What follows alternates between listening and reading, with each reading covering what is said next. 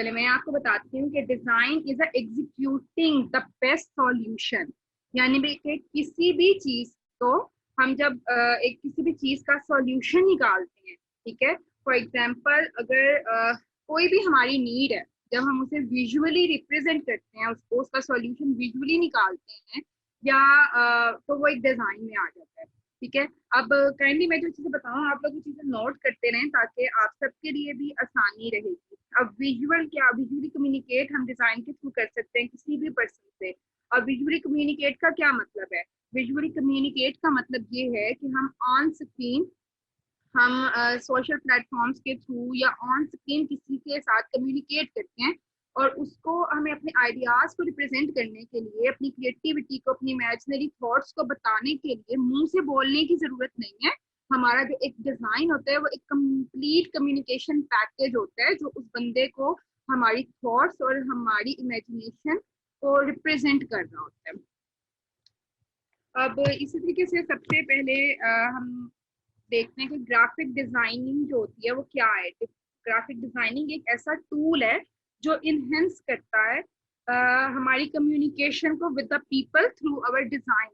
और डिजाइन में हम क्या करते हैं, हमारी क्रिएटिविटी, हमारे आइडियाज को हम रिप्रेजेंट करते हैं दूसरे के साथ, ताकि जो भी चीज वो कोई हमारा सामने वाला पर्सन चाह रहा है या हम कोई ऐसी चीज किसी को बताना चाहते हैं तो हमें उसके लिए बोलने की या पूरा ऐसे लिखने की जरूरत नहीं है। अगर हम एक डिजाइन बनाते हैं तो हमारी पूरी बात उस इफेक्टिव डिजाइन के थ्रू हमारे व्यूअर तक, हमारी जो टारगेट ऑडियंस होती है उन तक कम्युनिकेट हो रही है।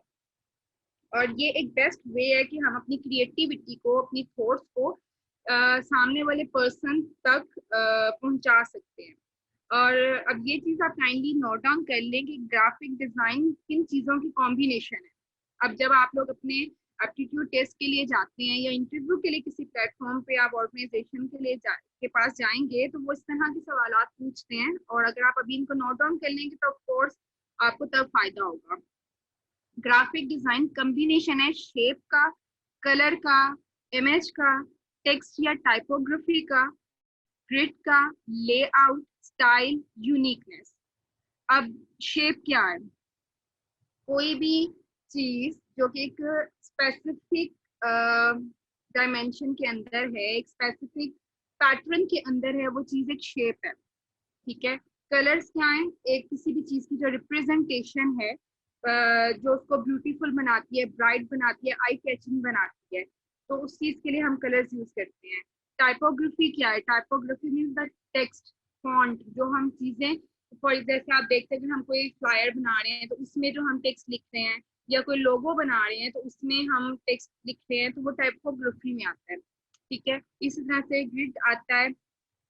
अब वो क्या होता है? वो होता है structure made up of interesting line, ठीक है। अब हमारे पास किसी भी तरह की कोई लाइन है, स्ट्रेट हो सकती है, वर्टिकल हो सकती है, कर्व्ड लाइंस हो जाती है, जब हम उन लाइंस को मिला के एक स्पेसिफिक पैटर्न बनाते हैं तो वो ग्रिड होता है। लेआउट क्या होता है? लेआउट एक वे है जिसमें हम अरेंज करते हैं एलिमेंट्स को। अब एलिमेंट्स को अरेंज करने से क्या मतलब है? एलिमेंट्स को अरेंज करने से ये मतलब है कि फॉर एग्जांपल अगर हमने एक फेस बनाना है तो हम उसको, उनके एलिमेंट्स, फेस के अंदर जितने भी एलिमेंट्स हैं उन सबको अरेंज करेंगे। वो इस तरह से कि पहले हम फेस की एक शेप बनाएंगे, फिर उसके बाद उसकी आईज बनाएंगे, फिर आईब्रोज आएंगी, आई लैशेज आएंगी, नोज आएगी, देन लिप्स आएंगे। लेकिन अगर हम इन्हें अरेंज नहीं करेंगे और इस तरह से कर देंगे कि पहले हम बाल बना रहे हैं, फिर हम नोज बना रहे हैं,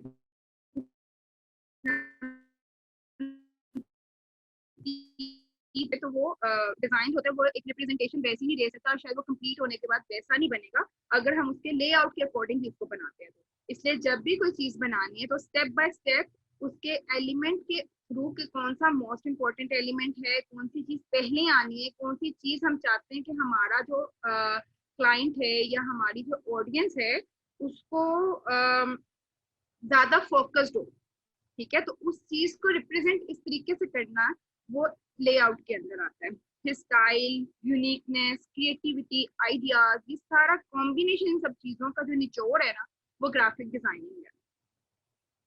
आप सबको समझ आ रही है? मैं ज्यादा तेज तो नहीं बोल रही हूँ, आप काइंडली बता देंगे कहीं पे मैं आपको मेरी समझ ना आए तो। अच्छा, अब ग्राफिक डिजाइनिंग जो है उसको अब हम यूज कहाँ कर सकते हैं? अब कोई भी जो अच्छा स्लो बोलूँ, अब कोई भी जो ब्रांड है वो अपनी अपने आप को रिप्रेजेंट करने के लिए, अपनी प्रेजेंस को शो करने के लिए हेल्प लेता है ग्राफिक डिजाइनर। ठीक है, अब जो डिजाइन है वो उस ब्रांड की अवेयरनेस दे रहा है उसकी टारगेट ऑडियंस को। अब वो टारगेट ऑडियंस हर ब्रांड की उसकी सर्विसेज और प्रोडक्ट के अकॉर्डिंग होती है। अगर कोई इंस्टीट्यूट है, टीचिंग इंस्टीट्यूट, तो उनकी सर्विसेज होंगी टीचिंग की, कोर्सेज की, कंसल्टेंसी की। ठीक है, तो ये सारी जो चीजें हैं, ये जो डिजाइनर होगा वो इनके अकॉर्डिंगली उनके डिजाइनिंग सॉल्यूशंस प्रोवाइड करेगा। ठीक है, इसी तरह से अगर कोई फैशन स्टूडियो है तो वहाँ पे फैशन से रिलेटेड डिजाइन होंगे और उनकी टारगेट ऑडियंस भी इसी तरह की होंगी, मोस्टली गर्ल्स होंगी। और इस तरीके से जो डिजाइन है वो किसी भी ब्रांड को रिप्रेजेंट करता है उसकी ऑडियंस के सामने। अब आप देखेंगे ब्रांड्स होंगे वो अपने लोगोस बनवाते हैं, उनका लोगो जो होगा वो लोगो इस एक ऐसी लुक दे रहा है जिससे हम उस ब्रांड को लोगो खाली देख के ही हम कह सकते हैं यार ये ब्रांड जो है ना ये इस चीज का होगा। तो इस तरीके से जो किसी भी चीज की जो रिप्रेजेंटेशन है वो हम ग्राफिक्स के थ्रू कर सकते हैं। उसके बाद ग्राफिक डिजाइनिंग जो होती है वो समराइजेशन होती है आइडियाज की, क्रिएटिविटी की और इमेजिनरी पावर की। अब जो चीजें आपके माइंड में चल रही हैं आप उन सब चीजों को अपने सॉफ्टवेयर के थ्रू रिप्रेजेंट करते हो, तो ये ग्राफिक डिजाइनिंग के अंदर सारी चीजें आती हैं। ठीक है, उसके बाद अगर हम बात करें अब कलर्स के ऊपर, तो कलर्स क्या है? जब हम किसी चीज को विजुअली रिप्रेजेंट कर रहे हैं तो वो चीज कलर्स के थ्रू वो चीज ब्राइट भी है। वॉइस क्लियर नहीं आई, अब ठीक है? मैम पहले आप ठीक बोल रही थी, पहले ठीक थी भाई साहब की। एक सेकंड, अब ठीक है? जी। अच्छा, अब कलर्स क्या है? विजुअल रिप्रेजेंटेशन है हमारे डिजाइन के अंदर। कलर्स होते हैं उसको हमारे जो स्केच है उसको एक प्रॉपर एक फिनिशिंग लुक देने के लिए कलर्स बहुत जरूरी है। अब कलर्स के अंदर हमारे पास ग्राफिक्स में दो तरह के मोड होते हैं। अगर मैं आपको अपने सॉफ्टवेयर पे भी दिखाऊं तो हमारे पास जब कलर्स हैं तो उसमें हमारे पास दो तरह के मोड होते हैं। एक हमारे पास यहाँ पर आप देखें तो RGB कलर्स हैं और एक हमारे पास है CMYK। अब हमें अगर कोई ऐसा कलर कोड है जो किसी बंदे की रिक्वायरमेंट है लेकिन हमें नहीं पता कि ये कलर जो होगा ये हमारे सॉफ्टवेयर पे हम कैसे फाइंड आउट करेंगे? हमारे पास इतनी बड़ी वैरायटी है, इतनी बड़ी हमारे पास कलर बोर्ड है, उसमें हम कैसे सेट करेंगे? तो उसका बेहतरीन हल ये है कि या तो हम उस कलर का कोड यहाँ पे एंटर कर दें या फिर हम उसकी CMYK की वैल्यूज या RGB की वैल्यूज यहाँ पे ऐड कर दें तो वो एग्जैक्टली सेम कलर हमें मिल सकता है। अब जब मोस्टली कुछ कलर्स ऐसे होते हैं जैसे रेड है, ऑरेंज है, जब आप जाते हैं इंटरव्यू वगैरह के लिए तो वहाँ पे वो लोग पूछ लेते हैं आपसे कि जी हमें बताएं कि इसका RGB क्या होगा, इसका CMYK क्या होगा। तो ज्यादातर याद नहीं करने पड़ते, बाय डिफॉल्ट भी सॉफ्टवेयर में सेव होते हैं कलर। देखें अगर मैं कलर्स बदल रही हूँ तो आपको वैल्यूज बदलती नजर आ रही होगी CMYK की भी और RGB। तो मोस्टली हमें ये चीजें याद नहीं करनी पड़ती हैं, लेकिन जो बहुत ही समटाइम इस तरह के होते हैं कलर जो जैसे ब्लैक है, रेड है, तो वो पूछ भी लेते हैं कि हमें बताएं इनकी वैल्यूज क्या है, तो वो आपको बतानी पड़ती है। फिर इसलिए जब अगर आप ऐसी किसी जगह पे जाते हैं, टेस्ट के लिए जाते हैं या इंटरव्यू के लिए, तो आप जो बेसिक कलर्स होते हैं, प्राइमरी कलर्स, आप कोशिश करें कि आपको उनके कोड्स आते हैं। अच्छा, अब RGB कलर्स होता है वो हम यूज करते हैं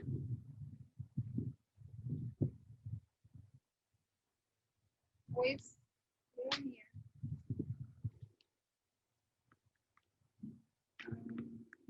अब देखें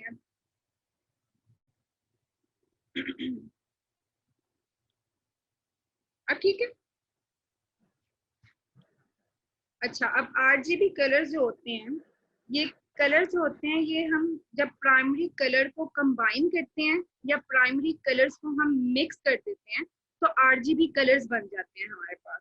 ठीक है, अब आरजीबी की आपको फुल एब्रीविएशन भी आप काइंडली नोट डाउन कर लें कि आरजीबी के अंदर आर जो है वो रेड को शो करता है, जी जो है वो ग्रीन को रिप्रेजेंट कर रहा है और बी जो है वो ब्लू को रिप्रेजेंट कर रहा है। जब हम प्राइमरी कलर्स को कंबाइन करते हैं तो आरजीबी कलर्स बन जाते हैं। और आरजीबी कलर्स जो है, जब हमने किसी चीज को स्क्रीन पे मॉनिटर के ऊपर व्यू करना होता है या डिस्प्ले करना होता है, प्रेजेंट करना होता है, तो हम उसको आरजीबी कलर्स में हमेशा यूज करते हैं। फॉर एग्जाम्पल, कोई चीज हमने बनाई है जो हम चाहते हैं सिर्फ हम सोशल मीडिया के ऊपर ही उसको रिप्रेजेंट करें, हमें इसको प्रिंट नहीं करवाना, हमें सिर्फ सोशल मीडिया पे दिखाना है उसको, या हमें पीडीएफ के थ्रू या ईमेल के थ्रू किसी को भेजनी है वो चीज, तो हम उस चीज को आरजीबी के अंदर ही रखेंगे। ठीक है, इसी तरह जो CMYK की होता है वो प्रोडक्ट है आरजीबी कलर्स की। जब हम दो आरजीबी कलर्स को आपस में इक्वली कंबाइन कर देते हैं तो वो CMYK बन जाता है। ठीक है, अब CMYK जो है वो हम यूज करते हैं प्रिंटिंग पर्पस के अंदर।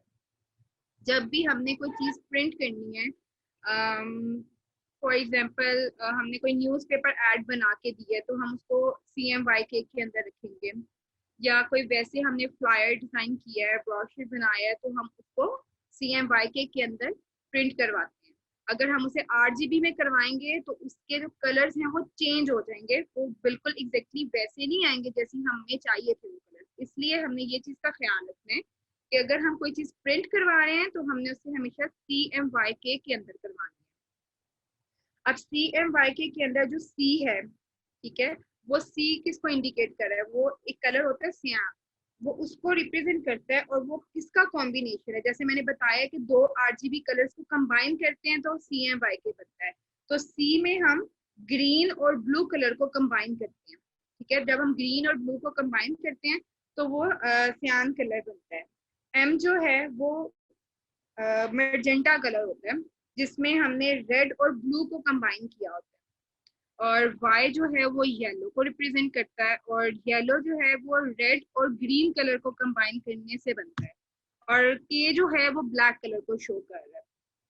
ठीक, उसी इसी तरीके से बाकी तो मैंने आपको बता दिया कि RGB हम यूज करेंगे अपनी स्क्रीन पे, तो जब हमने विजुअली किसी चीज को रिप्रेजेंट करना है, डिजाइन को रिप्रेजेंट करना है, और CMYK जब हमने प्रिंटिंग पर्पस के लिए इस चीज को यूज करना है तो हम CMYK के अंदर उसको यूज करेंगे। ठीक, उसके बाद अब हम बात करते हैं आगे फर्दर, थोड़ी सी अपने सॉफ्टवेयर पे हम आते हैं। तो आप सबको सॉफ्टवेयर के सेटअप्स आई डोंट नो आपके पास इंस्टॉल्ड हैं या नहीं, लेकिन ग्रुप में प्रोवाइड कर दिया जाएगा इसका लिंक, आप उसके थ्रू अपने सॉफ्टवेयर जो हैं वो डाउनलोड कर सकते हैं। ओके, इंस्टॉल्ड हैं, ठीक है। अच्छा, अब इंस्टॉल्ड है तो काइंडली आप सब अपने सामने खोल लें, अपनी स्क्रीन पे फोटोशॉप खोल लें अपने पास। अब ये आपको फोटोशॉप, अब फोटोशॉप में जब हम कोई डॉक्यूमेंट बनाते हैं, कोई आर्टवर्क बनाते हैं, तो उसके लिए सबसे पहले जब हम न्यू में जाते हैं, फाइल में जाके न्यू में जाते हैं, तो यहाँ पे हमारे पास एक ये बोर्ड बना आ जाता है। इसमें आप देखें, यहाँ पे हम फाइल का नेम लिख सकते हैं, वो अगर हम स्टार्ट में नहीं भी लिखते तो जब हम उस फाइल को सेव करेंगे हम तब भी लिख सकते हैं। तो इट्स नॉट कंपल्सरी कि आप पहले ही बनाने से पहले ही उसको कोई टाइटल दे, लेकिन अगर आप दे लें तो ठीक है, अदरवाइज आप बाद में भी दे सकते हैं। उसके बाद यहाँ डॉक्यूमेंट टाइप्स हैं जिसमें कुछ फॉर्मेट्स हैं। For example mobile app design अगर आप बना रहे हैं तो आपने इसको चूज करना है, लेकिन हम हमेशा कस्टम पे जो बाय डिफॉल्ट साइज सिलेक्ट होता है, यूएस पेपर है, ये भी एक फॉर्मेट है, डिजाइनिंग के अंदर यूज होता है अक्सर। इसी तरीके से डिफरेंट फॉर्मेट्स हैं, हम इन फॉर्मेट्स में से जैसे वेबसाइट पे कुछ बनाना है, कोई फोटो है, तो उसके लिए हम इस तरह से यहाँ से चीजें सिलेक्ट कर लेते हैं। लेकिन बाय डिफॉल्ट जब हम रेगुलर कोई काम कर रहे होते हैं तब हम कस्टम के ऊपर ही चलते हैं। ये हमारे पास डिफरेंट यहाँ पे इसकी विड्थ और हाइट है, जो कि हम खुद से जब जो भी हम कस्टम चाहते हैं इसके अंदर साइज रखना, जो भी हम हमारी रिक्वायरमेंट है हम वो साइज में रख सकते हैं। ठीक, अब यहाँ पे देखें तो हमारे पास पिक्सेल्स हैं, इंचेस हैं, सेंटीमीटर्स हैं, मिलीमीटर्स, पॉइंट्स, कॉलम सब है। अब हम मोस्टली जो काम करते हैं वो पिक्सेल्स पे करते हैं, लेकिन सम टाइम ऐसे होता है कि हमारी जो मेजरमेंट हमारे पास किसी भी चीज़ की मौजूद है कि जी ये चीज़ हमें इस मेजरमेंट में चाहिए, तो वो सम टाइम हमें इंचेस में भी मौजूद हो सकती है, सम टाइम वो हमें मिलीमीटर में भी मौजूद हो सकती है। तो आपको जस्ट यहाँ से आर्टबोर्ड बनाने से पहले उन स्पेसिफिक वैल्यूज को यहाँ पुट करना है और उनके जो यूनिट हैं आपने उनको सिलेक्ट करना है। ठीक, इसी तरीके से अगर हम यहाँ पे देखें तो यहाँ पे हमारे पास डिफरेंट यहाँ पे फॉर्म डॉक्यूमेंट की टाइप्स हैं, जिसमें ये यूएस पेपर है, फोटोज हैं, वेबसाइट हैं। ठीक है, तो उनको उनके लिए हमने यहाँ से इसका साइज भी हम चेंज कर सकते हैं। अब डिफरेंट के अंदर डिफरेंट कैटेगरीज खुलेंगी। ठीक है, कुछ में हमारे पास A4 A3 की साइज भी आएगी, कुछ में हमारे पास मजीद डिफरेंट होगी। तो वो आपको समटाइम्स, हाँ ये भी चीज एक है कि आप A4 A3 की भी आपसे पूछ ली जाती है कि जी हमें बताएं A4 जो पेपर होता है इसकी विड्थ कितनी है, या A3 पेपर है तो उसकी विड्थ या हाइट कितनी होती है, तो वो चीजें आपने साथ बतानी होती है। तो ये चीजें भी आपको पता होनी चाहिए। मोस्टली तो बाय डिफॉल्ट सेटिंग में चीजें सेव होती हैं, लेकिन समटाइम जब आप जाते हैं तो पूछा भी जाता है, ये चीजें पूछ ली जाती है कि जी आप हमें बताएं। ठीक है, इस तरह से यहाँ पे आप देखिए ये मोड RGB मोड है, इसमें CMYK के कलर्स भी हैं। अब जब हम कोई डिजाइन बना रहे हैं तो हम उसे RGB के अंदर ही बनाएंगे, लेकिन जब हम उसे अगर हमने प्रिंट के लिए बना रहे हैं वो डिजाइन, तो जब हम उसे सेव करेंगे तब भी हम जाके उसके मोड्स चेंज कर सकते हैं, हम तब भी उसको CMYK में कन्वर्ट कर सकते हैं। तो ये भी कोई परेशान होने वाली चीज नहीं है कि जी हमने तो डिजाइन RGB में बना लिया लेकिन हमने तो उसे प्रिंट करना था, अब हम क्या करें। तो हम सिंपल उसको CMYK के अंदर भी कन्वर्ट बाद में जब हम सेव कर रहे होंगे तब हम उसे कर सकते हैं। ठीक है, इसके बाद अगर फॉर एग्जांपल ये अब मैं एक रेंडमली बनाती हूँ।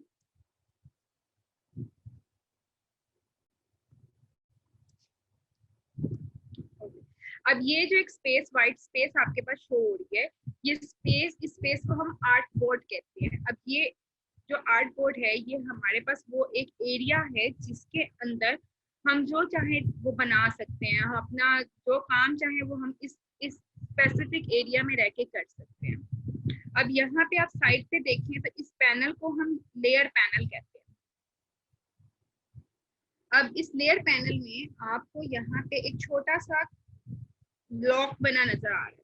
इस लॉक का क्या मतलब है? इस लॉक का ये मतलब है कि ये देखिए अनलॉक हो गया, जब आप जस्ट क्लिक करेंगे तो अनलॉक हो जाएगा। इस लॉक का मतलब ये है कि ये जो लेयर थी ये लेयर लॉक थी हमारे पास, लेकिन इसको जब हमने क्लिक कर दिया तो वो अनलॉक हो गई है। अब लॉक लेयर होगी तो हम उसमें कोई, अगर हम फॉर एग्जाम्पल हमारे पास 2-3 लेयर्स हैं और एक लेयर हमारी लॉक है, तो हम उसको फिर कोई अगर हम दूसरी लेयर पे काम करेंगे तो वो लॉक लेयर इफेक्ट नहीं होगी उसके साथ। ठीक, फिर अगर अब मुझे कोई डिफरेंट मेरे पास लेयर्स हैं, बड़ी ज्यादा लेयर्स पे मैंने काम किया है और मुझे अब समझ नहीं आ रहा कि कौन सी लेयर पे मैंने क्या क्या चीजें देखी, डिफरेंट लेयर्स आ गई, क्या क्या चीजें बनाई हैं, तो हम सिंपल हर लेयर को नाम भी दे सकते हैं। अब वो नाम देंगे कैसे कि जैसे जहाँ लेयर लिखा है इस पर डबल क्लिक करें तो यहाँ पे हम जो नाम चाहे वो नाम उस लेयर को दे सकते हैं। ठीक, अब ये लेयर के साथ एक आई बटन बना, अब ये आई बटन भी यही चीज शो कर रहा है कि अब जब ये खुला है इट्स मीन ये विजिबल हो रहा है, लेकिन जब हमने इसको बंद कर दिया तो इसकी विजिबिलिटी खत्म हो गई है। तो ये जब हमने कोई ऐसी लेयर जिसको हम अभी नहीं चाह रहे कि वो हमें शो हो, तो हम उसको ऑन ऑफ यहाँ से इजीली कर सकते हैं। उसके बाद मजीद इसके फीचर्स में आप देखें तो यहाँ पे हमारे पास कैपेसिटी का एक बटन है जिसके अंदर हम किसी भी चीज की कैपेसिटी डार्क या लाइट कर सकते हैं, चीज की जितनी हमें ट्रांसपेरेंसी चाहिए हम उसके अकॉर्डिंगली यहाँ से सेट कर सकते हैं उसको। इसके बाद अगर हम इसकी एडिट में आते हैं,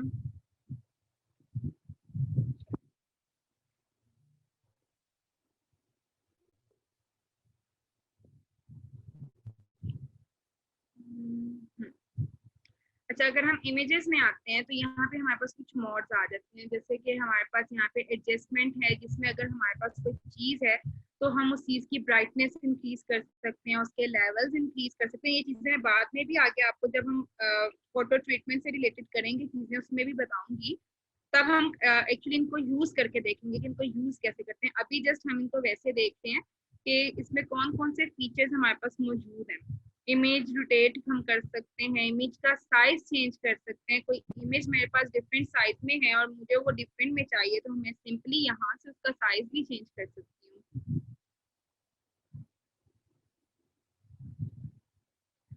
इसी तरीके से यहाँ पे डिफरेंट टूल्स हैं हमारे पास, ये टूल बार है हमारी। और यहाँ पे अगर आप आते हैं तो ये डिफरेंट फिल्टर गैलरी आ जाती है, जिसमें हमारे पास डिफरेंट हमारे पास फिल्टर्स हैं, हमारे पास डिफरेंट चीजें हैं जिससे हम अपनी जो भी शेप हम बनाएंगे, जो भी डिजाइन बनाएंगे, उसको हम मजीद इनहेंस कर सकते हैं, उसको हम मजीद के थ्रू मजीद उसको क्लियर कर सकते हैं। तो ये सारी चीजें हम साथ साथ देखेंगे जैसे ही हम अपने डिजाइनिंग वर्क पे आएंगे और हम अपना प्रॉपरली इसके ऊपर प्रैक्टिकल वर्क स्टार्ट करेंगे।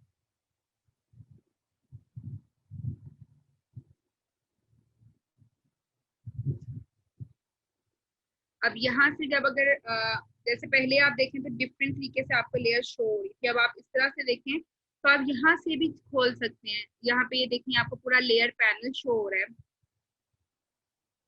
ये कलर मोड आ गए, यहाँ पे हमारे पास डिफरेंट कलर्स हैं। यहाँ से अगर हम कोई कलर इस तरह से भी सिलेक्ट करना चाहते हैं तो हम यहाँ पे जाएंगे और यहाँ से सिंपली हम कोई भी कलर अपनी पसंद का सिलेक्ट कर लेते हैं। इसके अलावा कोई कलर अगर हमें ऐसा चाहिए जो यहाँ पे शायद हमें नजर नहीं आ रहा और हमें यहाँ से भी नहीं पता कि अब हम कैसे उस कलर को चूज करें, तो सिंपल हम इस कलर पे क्लिक करके उनकी CMYK की या RGB की वैल्यूज ऐड करके या उनका कलर कोड ऐड करके हम अपने पसंद का कलर यहाँ पर लेकर आ सकते हैं।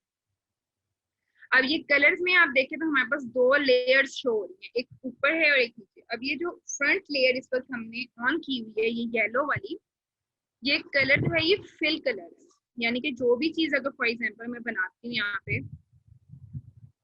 एक शेप मैंने बनाई है तो ये फिल कलर इसके अंदर फिल हो गया। अगर मैं इसके ये नीचे वाला कलर देखते हैं व्हाइट जो कि हमने रखा हुआ है, इसमें हम जाते हैं तो ये स्ट्रोक्स हैं। और अब स्ट्रोक से क्या होता है, स्ट्रोक से हम किसी भी चीज को एक बाउंड्री दे सकते हैं। एक जैसे यहाँ पे फिलहाल अभी ये व्हाइट है, अब ब्लैक है, तो ये मैं इस अपने ये जो मेरा रेक्टेंगल बना है इसको मैं यहाँ पर ब्लैक लाइन दे सकती हूँ। अगर आप देखें तो यहाँ इसकी साइड पे लाइन है, इसको मैं स्विच कर सकती हूँ इस एरो के साथ। अगर ये मैं स्विच कर दी इट्स मीन के मुझे ये येलो कलर जो था ये नीचे स्ट्रोक में चाहिए, ब्लैक कलर जो है मुझे वो फिल में चाहिए। तो आप इस तरीके से कोई कलर आपको स्विच करना हो तो वो स्विच भी कर सकते हैं। लेकिन अब मैं स्विच कर रही हूँ लेकिन मेरी जो शेप है उस पर तो कोई फर्क नहीं पड़ रहा, उस पर तो यहाँ पे ये कलर्स नहीं चेंज हो रहे, वो इस तरह से नहीं होते चेंज। उसके लिए आपके पास कीज होती हैं, आप उन कीज के थ्रू उनको चेंज कर सकते हो। आप अपना कंट्रोल और बैक स्पेस को प्रेस करते हैं तो ये आपके कलर चेंज हो जाते हैं। अब देखें नीचे मेरे पास नीचे जो हमारी लेयर है उसमें येलो कलर था और अब मैंने वो फिल में कर दिया। अब मैं चाहती हूँ कि ब्लैक मेरा उसमें आ जाए, तो मैं सिंपल उसको प्रेस करूंगी आल्ट और बैक स्पेस को, तो जो ऊपर वाला लेयर है उसका कलर आ जाएगा। और अगर मैं कंट्रोल और जेड को प्रेस करती हूँ तो जो नीचे वाला कलर है वो मेरे उस शेप में आ जाएगा। तो ये कीज आप लोग देख लें, कंट्रोल और बैक स्पेस प्रेस करेंगे या हम कंट्रोल और जी प्रेस करेंगे तो रिक्वायर्ड कलर जो भी हम चाहते हैं वो कलर हमारी शेप के अंदर आ जाएगा।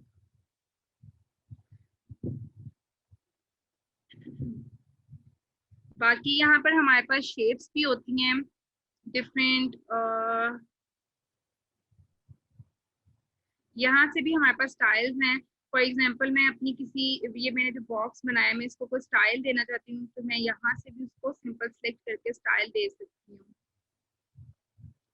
या मैं इस तरह भी कर सकती हूँ कि मैं इसके लेयर पैनल में जाऊं जहाँ पे मैंने ये रेक्टेंगल बनाया हुआ है, और जब मैं इसको साइड पे डबल क्लिक करती हूँ तो तब भी मेरे पास स्टाइल कॉलम बॉक्स खुल जाता है, जिसमें मेरे पास डिफरेंट फिल्टर्स आ जाएंगे, मेरे पास डिफरेंट ऑप्शंस आ जाएंगी। अगर मैं फिल्टर्स में जाती हूँ तो ये सब मेरे पास फिल्टर्स हैं। यहाँ पे हम मजीद फिल्टर्स भी निकाल सकते हैं। ये सारे फिल्टर्स हैं, आप एक एक करके अपने सॉफ्टवेयर में इन सबको खोल लें।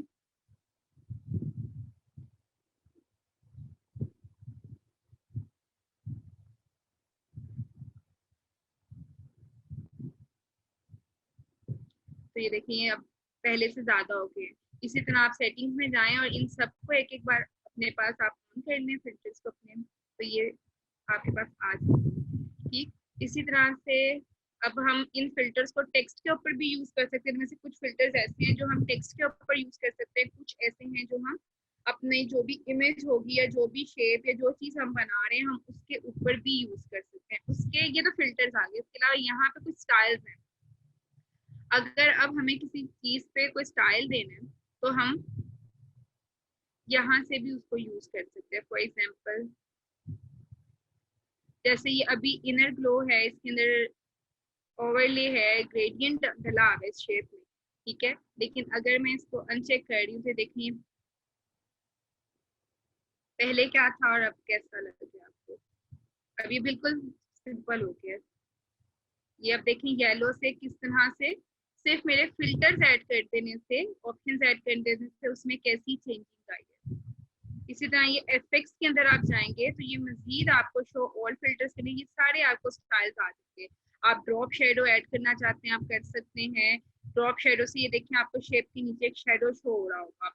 इसी तरह आप आउटर ग्लो ऐड करना चाहें कर सकते हैं। आप पैटर्न कोई ऐड करना चाहते हैं आप कर सकते हैं। ग्रेडियंट, ओवरले, जो भी चीज आप स्ट्रोक्स जो भी आप चाहते हैं आप यहाँ से अपनी उस इमेज के ऊपर या इवन अपने टेक्स्ट के ऊपर, सिर्फ इमेज नहीं या कोई शेप नहीं, इवन अपने टेक्स्ट पे भी आप जो चाहें यहाँ से वो कर सकते हैं। इसी तरह इन सब चीजों के अंदर से further size, capacities, ratios, different चीजें हैं जो कि हम बाद में डिस्कस करेंगे। फिलहाल अभी ये आज हम नहीं करेंगे, लेकिन जस्ट अभी इंट्रोडक्शन में आपको मैं इसके फीचर्स बता रही हूँ कि इसमें हम ये चीजें हमारे पास अवेलेबल हैं और हम ये सारी जो टेक्निक्स और हैं इनको अपने डिजाइनिंग वर्क में यूज करते हैं। अगर आपको कोई चीज जूम इन जूम आउट करनी है तो आप अपने कीबोर्ड के ऊपर जो आपकी प्लस की है और माइनस की है आप उनको दबाते हैं तो आपका जो स्क्रीन है वो जूम इन जूम आउट हो जाती है। उसके अलावा आपके पास व्यू के अंदर जाएं, वहां पर भी जूम इन और जूम आउट की ऑप्शन मौजूद है। आप यहाँ से भी जूम इन जूम आउट कर सकते हैं अपने आर्टबोर्ड को। अगर आप फिट ऑन स्क्रीन कर देते हैं तो आपकी स्क्रीन के अकॉर्डिंगली आपका डिजाइन उतना आपको विजिबल होगा। लेकिन अगर आप चाहते हैं कि जी मुझे कोई स्पेसिफिक कॉर्नर, स्पेसिफिक पॉइंट ज्यादा अच्छे से नजर आए तो आप उसको जूम इन या जूम आउट यहाँ से कर सकते हैं।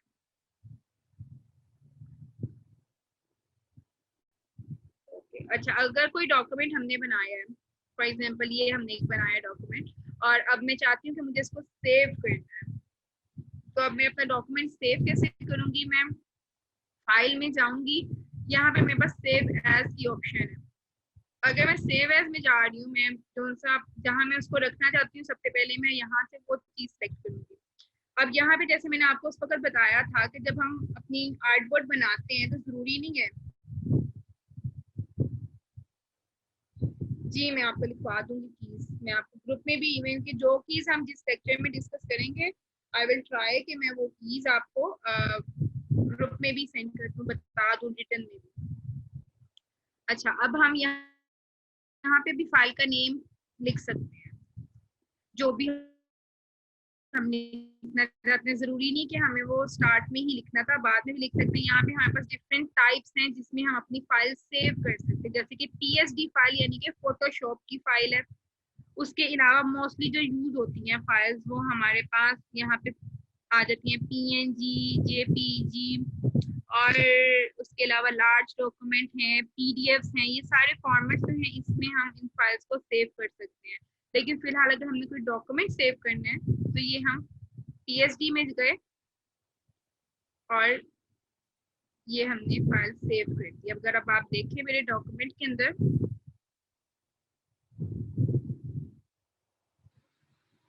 तो ये आपको वो फाइल नजर आती है जो फाइल मैंने अभी सेव की थी। इसी तरीके से अगर मुझे ये खाली इमेज चाहिए, ये जो मैंने रेक्टेंगल बनाया है, मुझे जस्ट ये इमेज चाहिए, तो मैं इसके लिए एक्सपोर्ट की ऑप्शन में जाऊंगी और यहाँ पे मेरे पास क्विक एक्सपोर्ट एज PNG की ऑप्शन है। अब PNG क्या होता है? PNG का मतलब होता है ट्रांसपेरेंट किसी चीज को करना। अब बैकग्राउंड ट्रांसपेरेंट होगी हमारे पास। अब अभी तो देखिए बैकग्राउंड में व्हाइट स्पेस नजर आ रही है हमें और ऊपर रेक्टेंगल बना, लेकिन मैं चाहती हूँ कि जी मुझे ये रेक्टेंगल अकेला मिले, मैं ये व्हाइट स्पेस नहीं चाहती पीछे। उसके लिए हमें क्या करना है, अपने लेयर में जाके जो बेस थी मेरी, ये उस बेस को सिंपल मैं ऑफ कर देती हूँ, तो ये पीछे एक चेक बना आ जाता है, which means it's transparent now. अगर मैं इसको फिर ऑन कर दूंगी तो ये फिर आ जाएगी।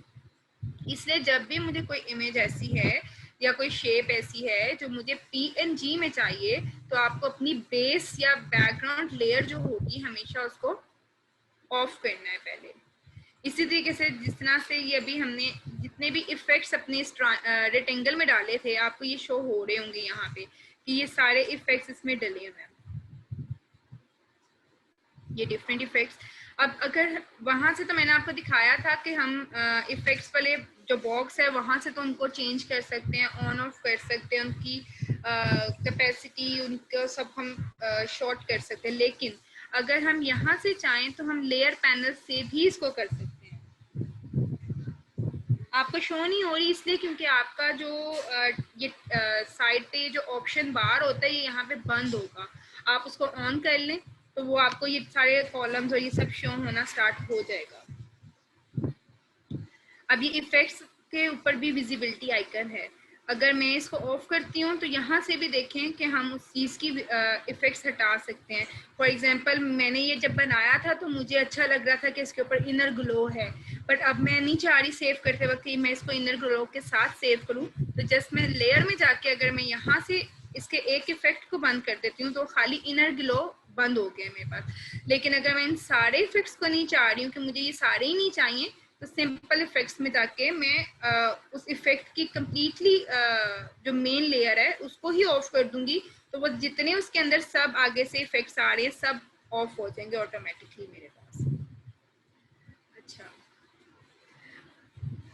अब हमें इसको सेव करना है PNG के अंदर, और वो सेव करने का तरीका ये है कि मैं फाइल में जाऊंगी, फाइल में जाके एक्सपोर्ट और PNG, ठीक है। अब यहाँ से ये मैंने क्योंकि इसकी मैंने बैकग्राउंड बंद कर दी है, अब मैं इसको सिंपल सेव कर लूँगी। तो ये पिक्चर जो है ये मेरे पास आ गई है, ये देखें। अभी ये आपको जब आप खोल रहे हैं तो आपको ये वाइट स्पेस के साथ नजर आ रही होगी, लेकिन एक्चुअल में इसके अंदर वाइट स्पेस नहीं है, क्योंकि आप देखें आपका जो लैपटॉप है उसकी बैकग्राउंड जो है वो स्पेस वाइट उसके अंदर होता है कलर, तो यहाँ पे आपको वो शो हो रही है इस तरह से। लेकिन अगर हम इसको अपने सॉफ्टवेयर पे ही खोल लेते हैं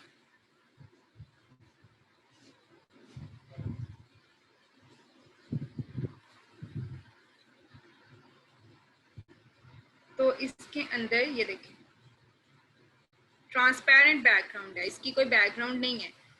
अगर मैं इसको बैकग्राउंड ऑफ किए बगैर हम इसको सेव करते हैं,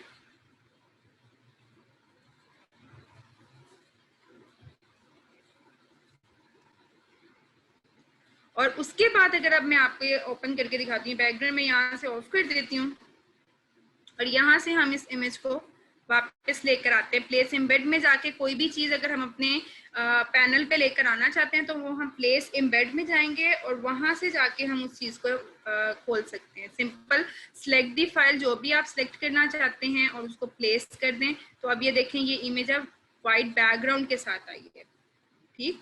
तो ये एक टेक्निक है, आपको पता होना चाहिए कि आपने PNG में जब सेव करनी है तो कैसे करनी है। और अगर आपको कोई ऐसी चीज़ है जो आप पीछे जो बैकग्राउंड है उसके साथ चाहते हैं तो तब उसके लिए आपको फिर उसको उसकी लेयर को ऑफ नहीं करना, आपने बेस लेयर ऑन रखनी है और ऑन रखने के बाद उसको सेव करना है। तो ये चीज़ें आपको स्टार्ट में थोड़ी सी प्रैक्टिस करनी पड़ेगी, याद रखनी पड़ेंगी, तो बहुत इजी चीज़ें हैं, इंशाल्लाह फिर आप लोग की इस पे ग्रिप आ जाएगी और फिर आपको कोई मुश्किल नहीं होगी इन सब चीज़ों पे।